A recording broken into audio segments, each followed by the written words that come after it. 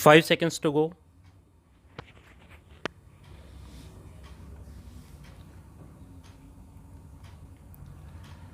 Start. I wanted the world to see that India did not lack faith in herself and that India was prepared to cooperate even with those with whom she had been fighting in the past, provided the basis of cooperation today was honorable, that it was a free basis, a basis which would lead to the good not only of ourselves but of the world also. That is to say, we would not deny the cooperations simply because in the past we had fought and thus carry on the trail or our past karma along with us. We have to wash out the past with all its evil.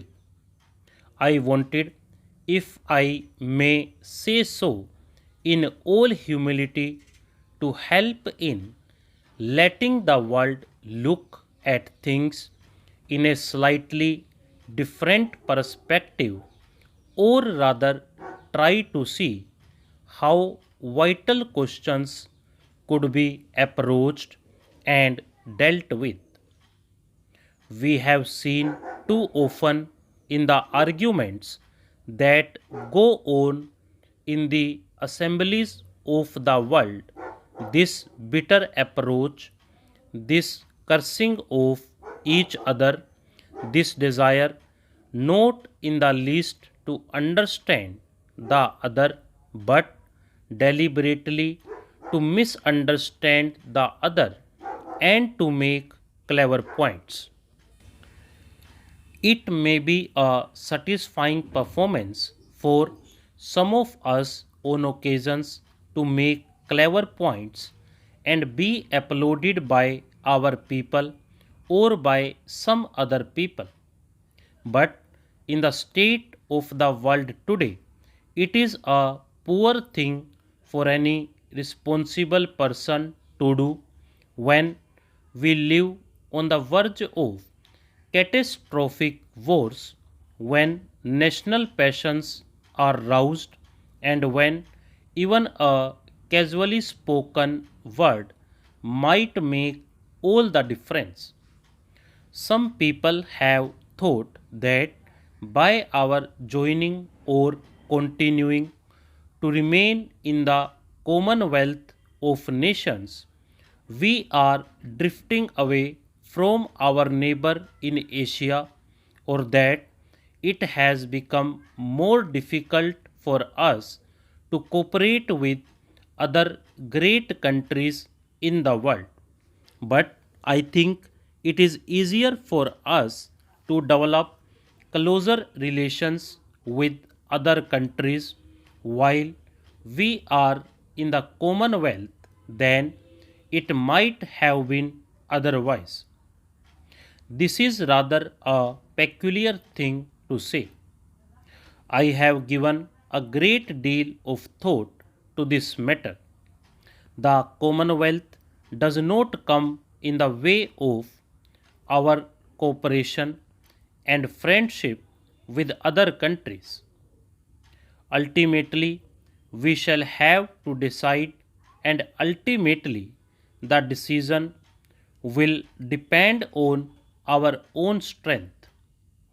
If we dissociate ourselves completely from the Commonwealth, then for the moment we are completely isolated.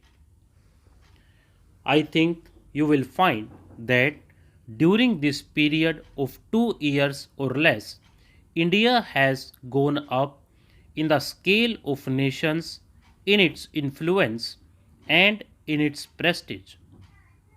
It is a little difficult for me to tell you exactly what India has done or has not done.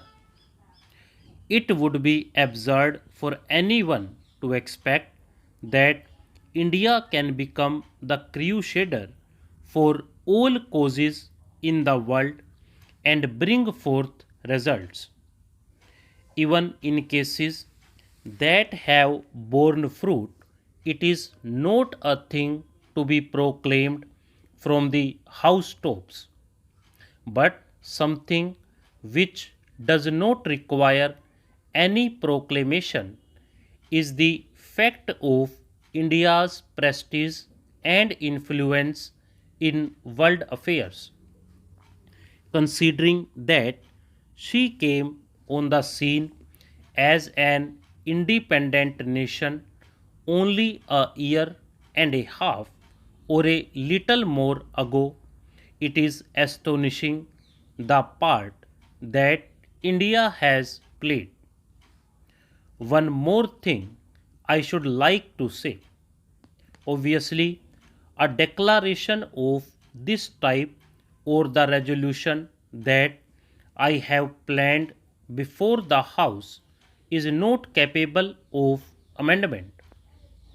It is either accepted or rejected. I am surprised to see that some honorable members have sent in notices of amendments. Any treaty with any foreign power can be accepted or rejected. It is a joint declaration of 8 countries and it cannot be amended in this house or in any house. It can be accepted or rejected.